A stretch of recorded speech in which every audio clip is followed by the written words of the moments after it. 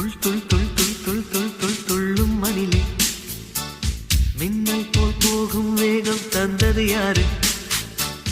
ஜல் ஜல் ஜல் ஜல் ஜல் ஜல் என ஓடும் நதியே சங்கீத ஞானம் பெற்று தந்தது யாரு? மலை எண்ணெய் தருகின்ற தாய்ப்பால் போல் வழியது வழியது வெள்ளை அருவி. அருவியை முழுவதும் பருகிவிட ஆசையில் பறக்குது சின்ன குருவி. பூவானமே எந்த மனம் புன்னகையே எந்த மாதம் அம்மம்மா. வானம் திறந்தே